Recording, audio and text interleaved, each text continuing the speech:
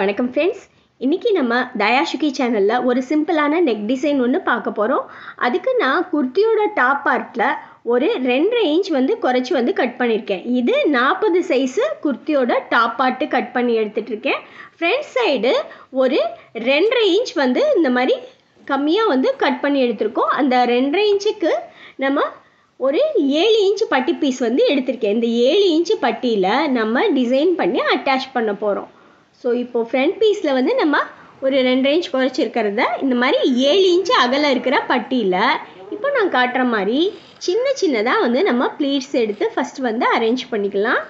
இப்படி கரெக்டாக ஒரே அளவாக இருக்கிற மாதிரி ப்ளீட்ஸ் எடுத்து ஒரு சைடு ஃபஸ்ட்டு ஸ்டிச் பண்ணிக்கோங்க. இது நம்ம கழுத்தோட அகலம் கொஞ்சம் குறைச்சி வரும். அந்த அகலத்தை விட்டு தான் நான் அதை கனெக்ட் பண்ணி எடுத்துகிட்ருக்கேன். அதாவது ஃபுல் லென்த்துமே எடுத்திருக்கேன். நம்ம ஃபுல் லென்த்துமே எடுத்துகிட்டு அந்த அகலம் 7 இன்ச் வர மாதிரி கட் பண்ணி எடுத்து இந்த மாதிரி ப்ளீட்ஸ் கொடுத்து மடிச்சிருக்கோம். மடித்து இப்போ எப்படி இந்த சைடு மடித்தோமோ அதே மாதிரி இன்னொரு சைடு ஆப்போசிட் சைடும் அதே மாதிரி ப்ளீட்ஸை அரேஞ்ச் பண்ணிக்கோங்க. கரெக்டாக அதே அளவுக்கு அரேஞ்ச் பண்ணி எடுத்துக்கோங்க. இந்த மாதிரி அரேஞ்ச் பண்ணி எடுத்துக்கிட்டதுக்கு அப்புறம் ஃப்ரண்ட் பீஸோட இதை நம்ம அட்டாச் பண்ணி எடுத்துக்குவோம். கரெக்டாக அந்த ப்ளீட்டு இருக்கிற மாதிரி பார்த்து சரியாக ஸ்டிச் பண்ணி எடுத்துக்கோங்க.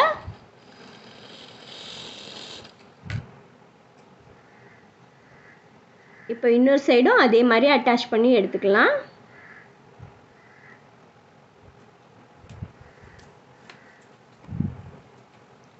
இது நமக்கு 5 இன்ச் வரைக்கும் இருக்கணும். 5 இன்ச் வரைக்கும் கரெக்டாக மார்க் பண்ணிவிட்டு இன்னொரு சைடு அட்டாச் பண்ணுறப்ப கரெக்டாக அதை அட்ஜஸ்ட் பண்ணி நம்ம அட்டாச் பண்ணிக்கலாம். எக்ஸ்ட்ரா இருக்கிறத அடுத்து நீங்கள் கட் பண்ணி எடுத்துக்கலாம். நான் கரெக்டாக 5 இன்ச் வர மாதிரி பார்த்து இப்போது ஜாயின் பண்ணி எடுத்துகிட்ருக்கேன்.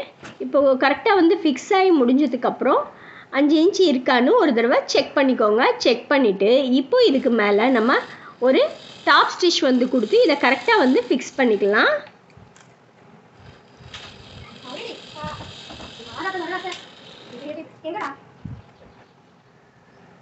இப்போது சென்டரில் இந்த மாதிரி எதிர்பக்கமாக சின்னதாக நான் அந்த ப்ளீட்டை அப்படியே ஆப்போசிட் சைடில் வச்சுட்டே வரேன். சின்னதாக இந்த மாதிரி மடிப்பு கொடுத்து தைக்கிறப்போ உங்களுக்கு அழகாக டிசைன் ஃபார்ம் ஆகும். சென்டரில் இப்போ நான் காட்டுற மாதிரி எதிர் சைடு வச்சு ப்ளீட்டை இப்படி எதிர் சைடாக திருப்பி மேலே ஒரு தையல் போட்டுகிட்டே வரோம். ஸோ இது ஒரு அழகான டிசைனாக உங்களுக்கு ஃபார்ம் ஆகிடும். இப்போ இதுக்கு நடுவில் நான் ஒரு லேஸ் அட்டாச் பண்ணிக்க போகிறேன். இப்போ நம்ம இந்த நடுவில் ஸ்டிச் பண்ணோம் இல்லையா, இதில் நம்ம இந்த மாதிரி ஒரு சின்னதாக ஒரு டல்கோல் லேஸ் அட்டாச் பண்ணியிருக்கேன்.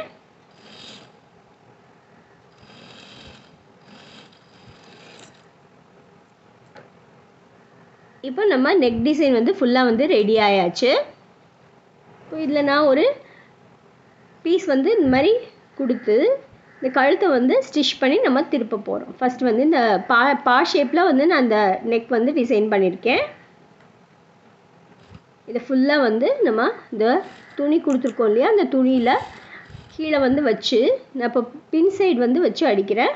முன்பக்கம் அந்த துணி நம்ம கொடுத்துருக்கோம். நீங்கள் வேணும்னா ஃப்யூசிங் பேப்பர் வச்சு ஸ்டிச் பண்ணலாம்.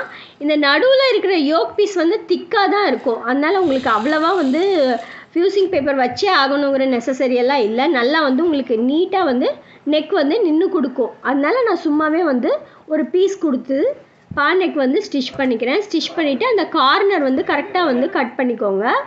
கட் பண்ணிவிட்டு இப்போது இந்த நம்ம தச்சோம் இல்லையா, அது எல்லாத்தையும் ஒரே பக்கமாக எடுத்து கார்னரில் ஒரு ஸ்டிச் கொடுத்தோன்னா நீட்டாக நெக் நமக்கு திரும்பி வந்துடும். பாருங்கள், ஃபுல்லாக எல்லா பட்டி நம்ம ஸ்டிச் பண்ணது எல்லாமே ஒரே பக்கமாக எடுத்துக்கோங்க. அதே மாதிரி பா நெக்குங்கிறப்ப நீங்கள் நேராக கட் பண்ணிட்டீங்கன்னா கார்னரை இந்த மாதிரி ஸ்ட்ரைட்டாக உங்களுக்கு ஸ்டிச் பண்ண வந்துடும். இப்படி ஸ்ட்ரைட்டாக ஸ்டிச் பண்ணி எடுத்துக்கிட்டதுக்கப்புறம் நீங்கள் நெக்கை வச்சு பார்த்தீங்கன்னா அது நீட்டாக உங்களுக்கு திரும்பி வந்துடும்.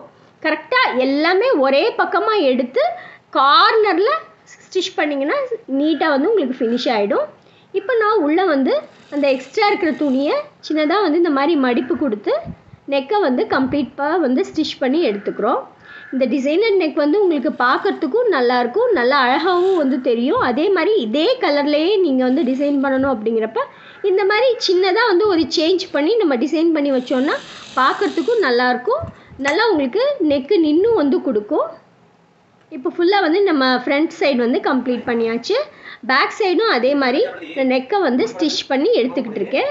இப்போ நம்ம ஷோல்டர் வந்து ஃப்ரண்ட்டு பேக்கு ஷோல்டர் ஜாயின் பண்ணிவிட்டு பேக் நெக்கை வந்து கம்ப்ளீட் பண்ணி எடுத்துக்கலாம். இப்போது பேக் நெக் வந்து ஃபுல்லாக வந்து நம்ம கம்ப்ளீட் பண்ணி எடுத்துக்கிட்டதுக்கப்புறம் 2 சைடும் வந்து நம்ம ஸ்லீவ் வந்து அடுத்து வந்து ஜாயின் பண்ணிக்கலாம்.